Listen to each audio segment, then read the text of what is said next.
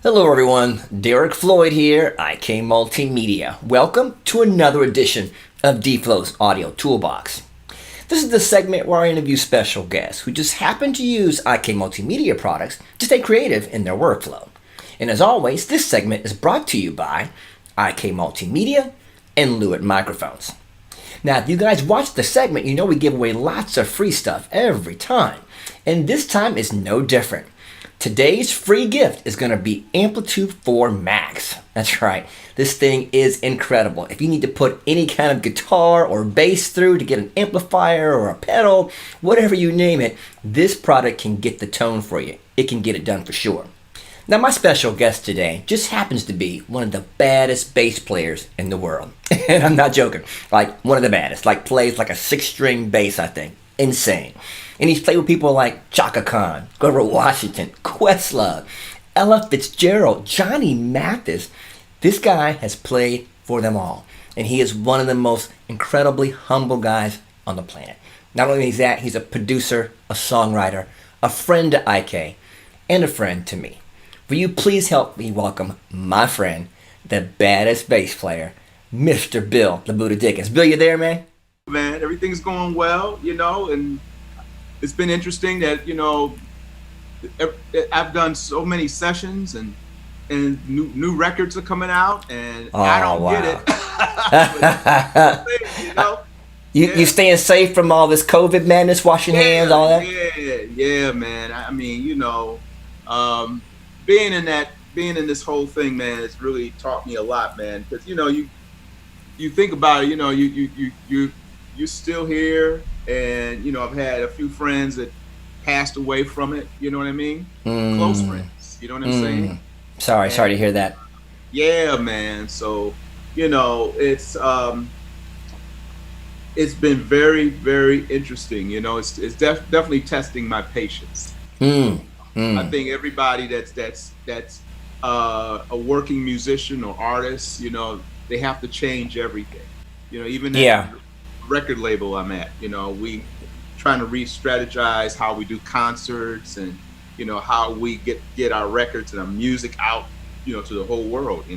Yeah, man, that's a good point. I wasn't even going to ask about that, but that's a great point to bring up. I know a lot of the musician friends that I have that are out there that were players or that were live or even recording musicians, without concerts, without being able to go out and play, their whole lifestyle has changed. Their income has changed because they can't go out and make money.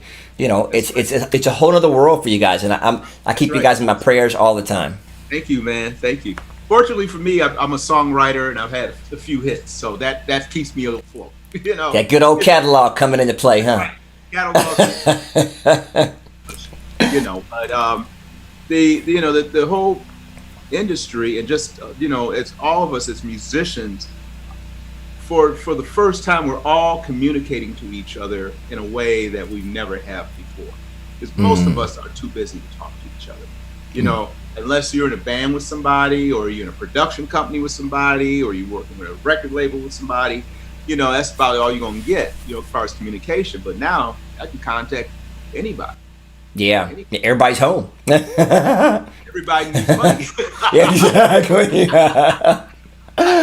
So, man, you've been called one of the premier bass players in the industry. I mean, pioneer, one of the best, man. And I don't say that lightly, I know, but one of the best out there.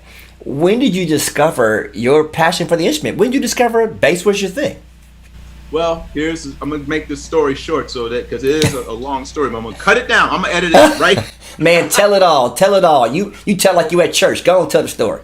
Oh no. For me, it kind of like I was born into this whole thing because my mother was a guitar player, and she, from the story that was told me by her, is that she was playing guitar. She was pregnant with me, and she was going to this theater every week called the Regal Theater in Chicago. So, all of the biggest acts of that time through the 60s, James Brown, the Motown Revue, Jackie Wilson, she would go and see all these different acts. So you would have like 10 acts on one show. Wow. And the intermission would be a horrible movie. So, from a baby on, man, I mean, my mom was taking me to the Regal Theater, not knowing that all this stuff was going to be a part of my makeup of who I am, man. So about when I was three years old, my mom saw I was interested in playing the drums. I said I wanted to play this instrument that sounded like a boom because I couldn't talk that well, right? She thought I was wanted to play drums. Okay. So she started me out on drum lessons, because one thing that I loved about my mom is that she refused for me to play by ear. So I started by notes. Wow. So it was the opposite way. So, yeah, that's completely opposite most of the time. Opposite way. So, and growing up in an urban neighborhood, most people couldn't read music. So I'm like one of the few to come out of the neighborhood that sight reads, Yeah. So, which is a talent all by itself. Right. Oh, yes. Oh, yeah, absolutely. But it paid off. But it's definitely something that if you don't have somebody to push you into that, you won't really think about that, because you think about, okay, I want to get on an instrument, I want to hurry up and start playing, I want to get with my friends and start jamming, that kind of thing. And that's also great too, because we have some of the best groups in the world that came from jamming. You know what I mean? And so, but anyway, I took drum lessons. And one day after my drum lesson, my mom and I went down to the showroom, and the place was called Carnes Music Store in Evanston, Illinois. There was a custom amp. If you remember, I don't know if you know what a custom amp looks like. It looks like some upholstery, like something you could sit in your living room, turn it side, use it for like a fit on. You know what I mean? So, yes, sir. There was one that was like almost up to the ceiling. It was that high, and you can imagine, I'm just a little shorty. You know what I'm saying? And so it had a bass draped over it. It was hanging by the strap, and I told my mom, I looked at it, I said, "That's it. That's what I want to play." And she said, "I can't afford that, and you ain't taking that home." Got me a little unknown brand bass and a Ampeg B15 amp. Ampeg, there it is. So my hands were still too little to get around it. But because my mom was a musician, I played her guitar. She had one of these little guitars that had the speaker inside the guitar case. Yeah. I got you, man. I got you. You're going back on me now. Way back. So that's, that's kind of like where I started at. But the crazy thing is that I started playing in bands when I was 7 years old. What? And I got my first professional gig when I was 13, which was playing with a band called Mojo, and everybody was probably 30 to 40 years older than I am. So I was being stuck into clubs. I was making, $300 to $500 at 13 and 14. Wow. Crazy, man. And so I go to school, I'm looking at all the kids, they got like, a couple of dollars from the parents, $5. And I'm like, got this little roll in my pocket. Yeah. Wow. Straight up, like, but I was working at 13, and actually I did my first recording session with a group called the Gene Johnson Singers out of was it? I want to say Waukegan, Illinois. And kind of a bunch of stuff happened then, because with that record, I've recorded in the same studio. Earth, Wind and Fire did Sun Goddess for Ramsey Lewis. All of the Emotions #1 hits. All of Peeble Bryson's #1 hits. I was recording in that studio called Surround at 13 years old. And to prove it, the record is on YouTube. I'm going to go find it after this interview. I'm going to go find it. It's called No Greater Love by the Gene Johnson Singers, man. I'm going to send it to you, man. Yes. It's like this little 13-year-old kid. I could hear what I was playing, but to hear it now, it's like, it's incredible to me that I could even play. So your dive into this world was young, and you saw the instrument and you just felt like that's what I want to play, and from there on you just gravitated to that. You played it like every day. What? We had a piano around the house. I played piano. So my mom put me in piano lessons, and then my teacher, Dr. Cole, at my grade school said, he was looking for a person to play woodwinds because I play bass. So, right. I said, well, I could play bass. He, found out I played, and he said, would you be into playing trombone, tuba, and French horn? And I kind of looked at him and said, why? Yeah. We needed a band. And, here at school, I said, I could try. So I was taking lessons on those 3 instruments and learning how to Good Lord. I mean, I knew you played keys. I know you played bass, but I didn't know you played horns too. Dude. I played all horns. I went through that. And then I started singing. And that was another problem because then I got corralled. Then it was like, it was just a whole barrage of stuff. But with that being said, the funny thing is that here I am, a young kid recording at 13. I'm with a gospel group at 13. Then I got together with a guy named Charles Clinzy and the Voices of Melody. They were out of Chicago. And they used to do concerts with Milton Bronson, Andre Crouch, Ranch Allen. So I'm on the stage. All the gospel greats. Yeah, I'm on the stage, sharing the stage with all of these artists. I didn't even know who they were. Wow. So you were in history and didn't even realize you were in history. I had no idea, man. I had no idea. So bass became the passion, though. Out of all the stuff you did, bass. Yeah, I mean, yeah. I think you could say that, but most of my situations, as far as recording, I ended up playing more instruments than I did bass. I mean, all the records I did, it was like people saw me like gravitate to another instrument and said, "Oh, that sounds great. Let's record that." I'm like, really? Wow, you're blowing my mind right now. See, oh man. And at 16, I wrote my first song. It was a single called "Just Friends." Okay. They were called North, South, East, and West out of Chicago. And I got my first writer's contract at 16. So all this was hitting me so fast. You know what I'm saying?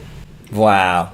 So let me pivot you just a little bit because you got this enormous story, and I want to guide it to where everybody gets the full amount out of it because it's just so much that you've done along the way. And like I said in the intro, songwriter, producer, player, and overall humble guy because you are. What are some of the players that influenced you, like when you were growing up? Who influenced you to play like you do now?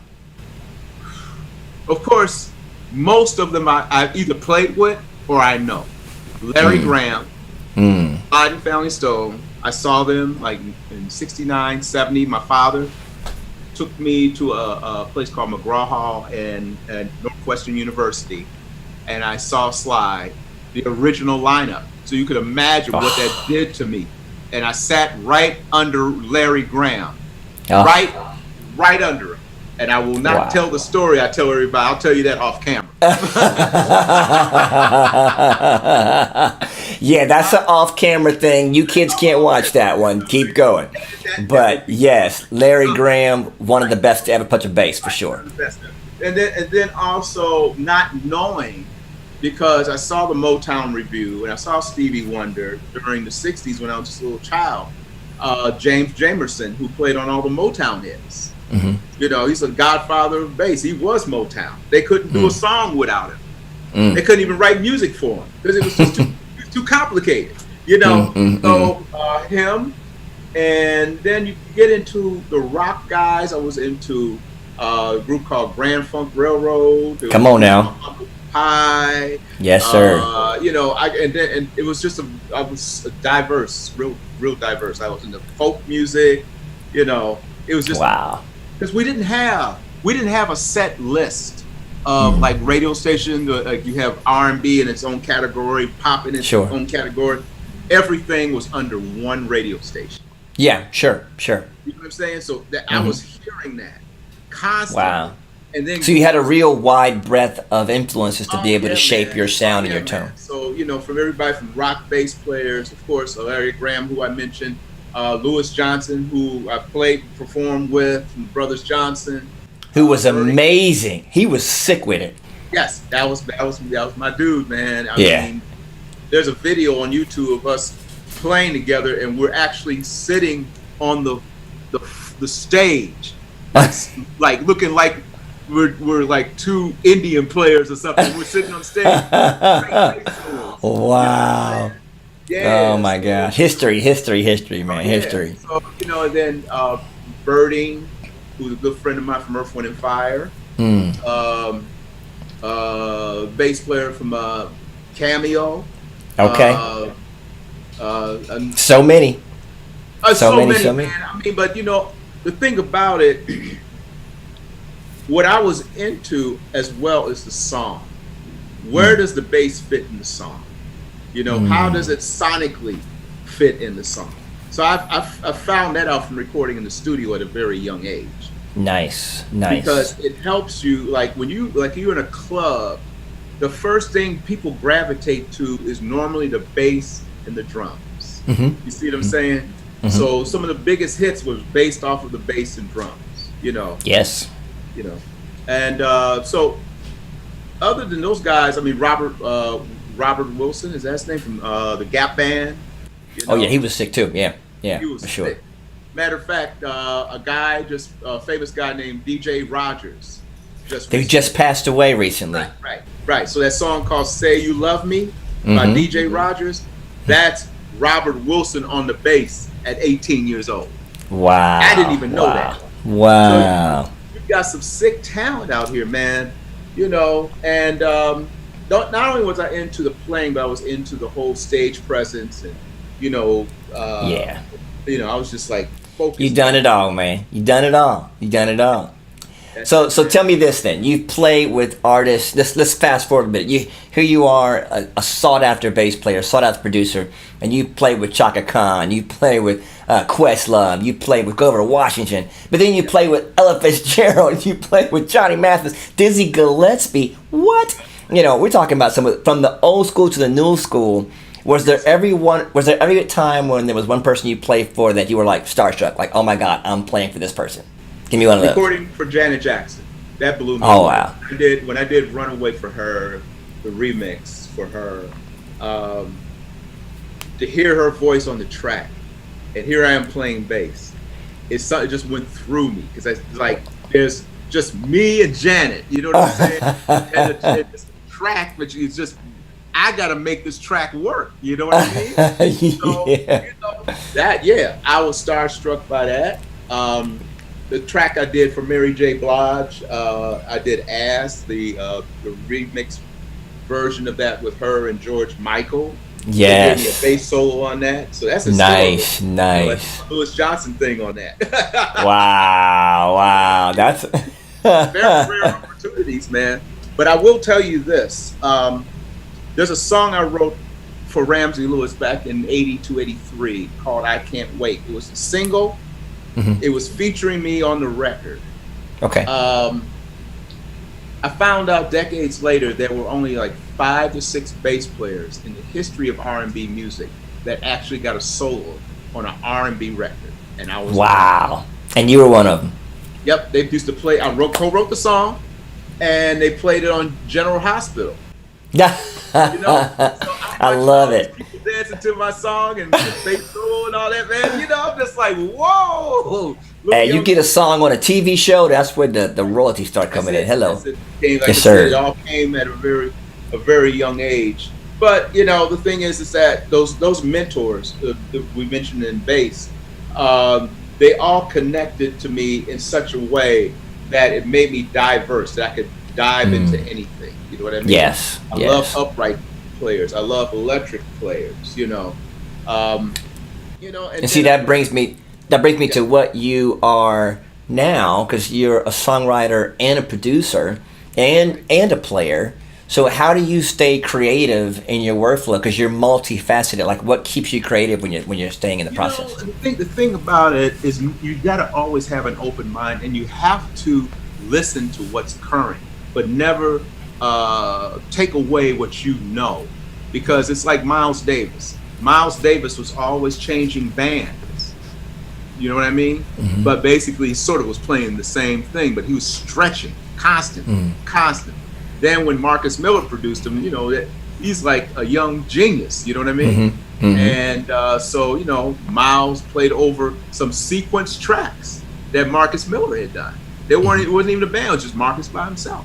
Mm-hmm. Mm-hmm. So I stay current by technology. I stay current by how the music is shifting in the industry. Mm-hmm. I'm listening to everything from EDM to pop to trap. It's all out there now. It's all out there, but you have to know what your sound is. Everything you do, you fit what you know into that. I like that. That's good. You have to know your sound and how it fits into how culture changes, but don't change your sound. Just fit it inside of what's happening. Yeah, I like that. Right, and then you bring kids in. I have a full-blown studio here. If you saw this, it's a lot of stuff. I'd be jealous with all the gear, so I don't want to see it. Just don't do it all right now. I don't want to see it. Yeah, well, speaking of gear, you've always been on the cutting edge of technology. That's something that you've always been good at. I know that for a fact. So when you got an Amplitude, which of course guitar effects modeling software, how did that change the game for you? I'll tell you what it did for me. You gotta understand that being a bass player, that you have so many effects and so many different types of processors and that sort of thing. But you guys are the only guys I know, period, that has a bass amp, as a plug-in at a software. You can use it in your DAW, and it works. It's phenomenal. It works. It's awesome. And the other thing too, I haven't tried it yet, but it was one of the things I was working on, was to use the stomp pedal live. But in my case, I'm doing like Jazz Fest and playing for 100,000 people or more. Sure. And I have like almost 2,000 watts of power behind me. And I got this pedal. If I had that pedal up there, I better have the biggest screen in the world. When the lights go out. That's so true, because you can't do an iPad from down there, not on a live concert. You got to see this thing big. Yeah. That's right, man. And you got to tailor it. Yeah, man. The thing is that with apps, especially with something like that, say if I'm in a situation I didn't like the amp head, so I would use your app as the bass head connected to the system, which goes to my cabinets and it goes to my monitors. You see what I mean? Mm-hmm, so it's a groundbreaker. You guys are first to do it, man. I love it. And I know you've recorded with some of our products. Have you been able to build different tones that you might not have been able to build in real life, because you've got actual models of multiple pieces of gear that maybe you don't have to own it all? You can just pull up a microphone, pull up that pedal, pull up that cabinet, and mix it all up, right? Absolutely right. And the thing about it is that, as a bass player, the thing I love about your product is that you're able to change your cabinets, change the mics. Your cabinets have tweeters on it, and you have the continuator, the dial in the back. That's incredible, man. Yeah, man. We go all out. We go all out, man. Every nuance is there. And the amps, from the guitar amps to the effects. I mean, you have everything that I have on the floor, you have in that app. Yeah. And I don't have to even look at the floor. And that's a beautiful thing. So enter in iRig Stomp IO, because you mentioned that your stomp pedal that you have on the floor from us, that controls all the nuances and all the parts of Amplitude that you could either see on your iPad or on a Mac and PC. That's right. What kind of flexibility does that give you as a player to be able to thumb through? Like, imagine what you can do. You can change an amp head from kicking it on the floor. That's pretty incredible, right? Right. That's right. So the great thing about it is that you're able, like if I'm doing a track, okay, so I use the amp peg on your app. Uh, and then if I need a chorus, you know, or a flanger or a wah, it's right in front of me. I create, you know, my own rack of effects, you know, and all I got to do is take the, you know, the IO stomp pedal and just step on it. I have the sound I need. You know what I mean? I don't have to second guess myself. I don't have to plug up a bunch of stuff. You know, back, I'm gonna tell you something, man. We come from an era, I do, and I'm saying we as I'm talking about Bootsy and we come from an era, man. You know, we could have, you know, 100 pedals in the room, and the chords be all over the place, right? You know what I mean? So you like, okay, man, I need to get this certain sound, man. You like digging around trying to find that pedal, man. It ain't not working. You know, that's the era we come from, man. So I mean, having something like this is a luxury, and I'm very grateful to you guys that you're working. You know. Wow. Well, and so you said it right. I mean, you gave a perfect example. When you're a guitar player, a bass player that are a live session or recording session, and you had to do it back then, you had to break out all the cables, put everything on a pedal board, have everything connected a certain way, and if you had to change it, you had to take everything back out. I mean, it was a procedure just putting stuff together. Now the Stomp IO plus Amplitude, a couple of knobs, click, click, click, boom, and you're in a whole new set. No cables needed. You know, it should just say iRig Stomp IO, no cables needed. You know, just plug it in and go. There you go. Because the thing about it, you know, the biggest problem for us is that with cables, if you don't have shielded cables, it's going to be hum everywhere. Right. You know, from pedal to pedal, you add more hum each time you go out the last one. That big clicker go boom, boom every time you hit a pedal, you know. And so your product is dead quiet. Yes. That's amazing. That's amazing. So Stomp IO also is an interface, which is kind of nice. So having that added to your Mac and PC setup, how does that add a little value to your studio? It is really, it's wonderful, man, because, you know, when I'm in my DAW and I'm using the Ampeg, you know, or any of the other rigs, it allows me to be able to immediately focus on my music and what I'm doing rather than sitting trying to dial in this or that. Because I'll create the sound that I need for the song and I'll save it. Good. You know what I mean? Good. And Yeah, I do. And it's right there, you know. And, you know, the thing about it, it sounds so good on the track. You know, nice. You take it away, it's like, oh man, you know, like the bottom dropped out. You know what I mean? And how convenient is that expression pedal? Again, you don't have to go get another pedal. It's already on the Stomp IO, right? Hey, my foot's on the pedal right now. And you don't have to go, you know, you want to add that wah in, it's right in the software, boom, and you can put anything on that expression pedal. That's right. The pedal's right in front of me, and I got my foot on it right now. That's why it's like, you know, you say, oh, it'd be cool if, you know, if I played something, man, I'll pull it out.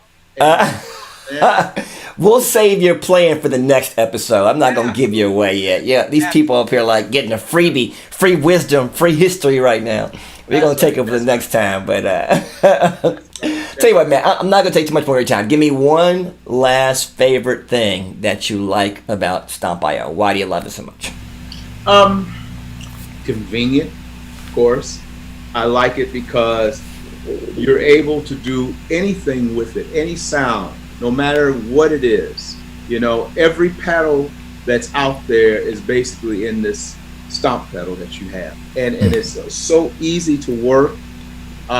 You don't have to take a bunch of pedals. You just take this, you know, and you know, your little book with the screen, and you know, you're able to, you know, immediately be able to get your sound without having to toy around with stuff. Yes. That is very important, especially on my level. Playing with the people I play with, they don't have patience for you. That's good. That's good.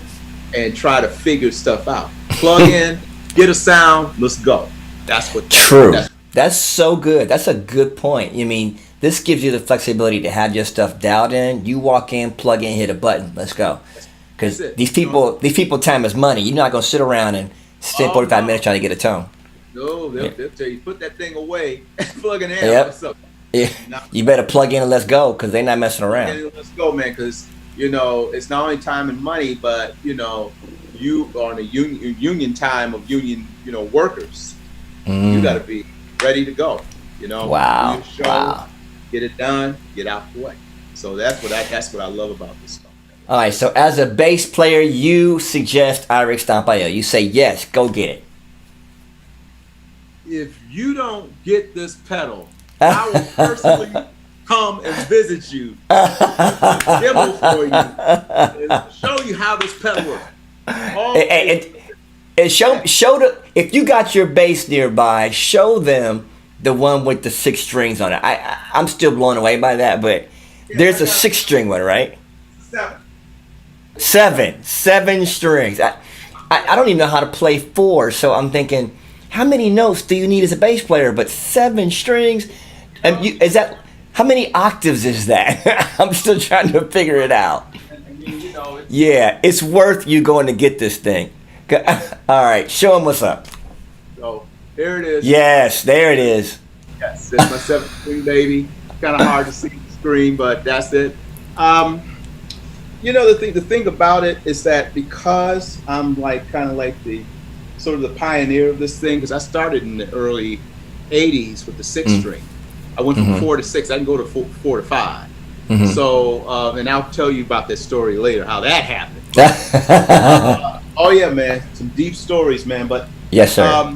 The thing that happened with me, I won that award with NAMM, the Believe in Music. Yeah, I remember that. So, and that was part of me developing a 9-string and developing the lowest note ever played on a bass in the history of bass. Wow. That's what they gave me the award for. So, and of course for my playing and all the stuff I've done, but mainly that was like groundbreaking. Wow. Yep. So I was. Well, you heard it from here first, y'all. The pioneer of the 8-string, almost the 9-string bass. You're saying here. 9-string bass, yes, and yes. Of course, you had to play it. Yeah, but try. If anybody can play it, Bill, it'd be you. So you're changing the world by bass. Didn't I promise you guys I had a bass pioneer this time? Bass pioneer. I told you. There you All right, go. now how do they find you to keep in contact and keep you on the go? How do they find you? You can find me on, of course, Facebook under Bill Dickens on my fan page. Also Twitter. What is the other one? YouTube? I think you have a YouTube page, right? All over the place, yeah. And also buildthebuddahdickens.com. You can find everything that I'm doing. There you go. Your website. I'll put all that on the screen so everybody can follow up with you, because we want to make sure they can find you. You're doing great things. You're obviously a mover and shaker in the industry. We want to make sure that people keep tabs on you. They may want to follow what you do. There's some great bass players that are learning that may want to say, hey, I want to learn from someone like you. You do lessons as well, right? Yeah, well, that's the whole thing with the True Fire thing as well. I do private lessons from time to time, but the True Fire thing allows people to go and become a subscriber and be able to go and watch all of my videos. So there you go. There you have it. You can learn how to play bass like Bill. You can get a bass like Bill. You can check out all his videos. You can do this. If Bill the Buddha Dickens can do it, he can teach you how. So, man, I thank you for taking the time to talk to the subscribers out there. I appreciate you, brother. Honor is mine. Honor is all mine. You've always been a great friend and a great IK friend. So we love you. We got your back. Love you back. And we want to keep supporting you. And everybody that's watching, we should appreciate you taking the time to see my man Bill the Buddha Dickens get an iRig Stomp IO. You now know even he has one. It's a must do. But now you know what time it is. It is time for the free stuff. That's right. The free stuff is always one of the best parts of the segment. And today we're giving away Amplitude 4 Max. This is the guitar bass tone modeler of all time. If you can't get it created here, you can't get it done. So we're going to give that away today. If you answered this simple question, if you're paying attention, give me 3 artists that Mr. Dickens has played with over time. Give me 3. He named like 6, 7, 8 of them, but all I want you to do is give me 3 artists that he's played with over time. Put it in the chat right there, and you can win Amplitude 4 Max. That's right, it's yours. So let's see if you're paying attention. Hope you enjoyed the segment today, guys. Please be safe out there. Take care of yourselves. Wash your hands. Stay healthy, guys. And we'll see you next time at D-Flow's Audio Toolbox. Take care.